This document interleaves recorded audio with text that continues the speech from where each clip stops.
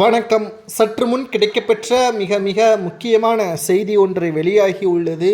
அனைத்திந்திய அண்ணா திராவிட முன்னேற்றக் கழகத்தின் பொதுச் செயலாளர் என்று கூறிக்கொண்டிருக்கின்ற எடப்பாடி பழனிசாமி அவர்களை கொடநாடு வழக்கு விசாரணைக்காக சிபிஐ துறையினர் இன்று டெல்லிக்கு அழைத்து செல்ல உள்ளார்கள். விரைவாக நடவடிக்கை எடுக்கப்படுமா?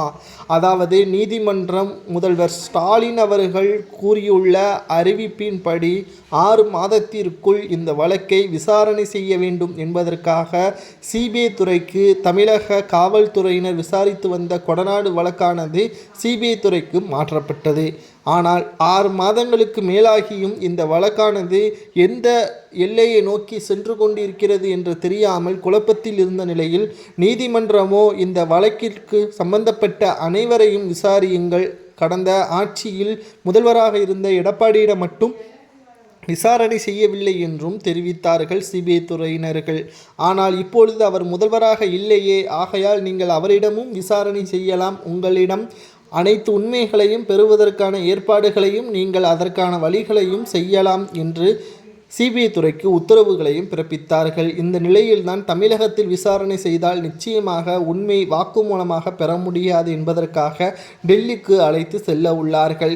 ஏற்கனவே எடப்பாடிக்கும் கொடநாடு வழக்கிற்கும் சம்பந்தம் இருப்பதாக ஓபிஎஸ் அவர்கள் தெரிவித்திருந்தார். தற்பொழுது சமீபத்தில் டெல்லிக்கு சென்று அமித்ஷா அவர்களை சந்தித்து அதிமுக பாஜக கூட்டணி வைக்க வேண்டும் என்றால் அதற்கு எடப்பாடி இடையூறாக இருக்கிறார் என்றும் அவரை பதவியிலிருந்தும் கட்சியிலிருந்தும் நீக்குவதற்கு ஒரே வழி கொடநாடு வழக்குதான் என்பதையும் தெரிவித்து வந்தார். கிட்டத்தட்ட ஒரே வாரத்திற்குள் தற்பொழுது ஓபிஎஸ் அவர்கள் சொன்னபடியே தற்பொழுது சிபிஐ துறையினர்களும் அடுத்த கட்ட நடவடிக்கைகளை மேற்கொண்டு வருகிறார்கள்.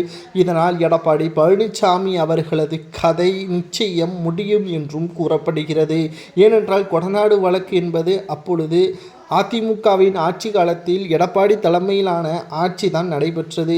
ஒரே மாதத்தில் இந்த வழக்கை முடித்திருக்கலாம். ஆனால் இதுவரை ஏன் கைது செய்யப்படவில்லை என்ற பல்வேறு கேள்விகளும் விவாதங்களாகவே தற்பொழுது வரை சட்டசபையிலேயே பேசக்கூடிய வாதங்களாக முன்வைக்கப்பட்டு வருகிறது. தற்பொழுது 250க்கும் மேற்பட்டவர்களிடம் விசாரணை நடத்திய சிபிஐ துறையினர்கள் எடப்பாடியை மட்டும் விசாரணை செய்யவில்லை. தற்பொழுது அவரிடம் விசாரணை செய்துவிட்டால் உண்மை வெளிச்சத்திற்கு வந்துவிடும். இந்த வழக்கானது எதற்காக கொலை மற்றும் கொள்ளை செய்யப்பட்டது, கேரளாவிலிருந்து கைது செய்யப்பட்ட கூலிப்படைகளை யார் வரவழைத்தார்கள் என்ற அனைத்து தகவல்களும் தெரிந்துவிடும் என்று சிபிஐ துறையினர்கள் தெரிவித்திருக்கிறார்கள். இதனால் எடப்பாடி கைது செய்யப்பட்டு அவர் தான் குற்றவாளி என்று நிரூபிக்கப்பட்டால் 7 ஆண்டுகள் வரை சிறை தண்டனை என்றும் கூறப்படுகிறது.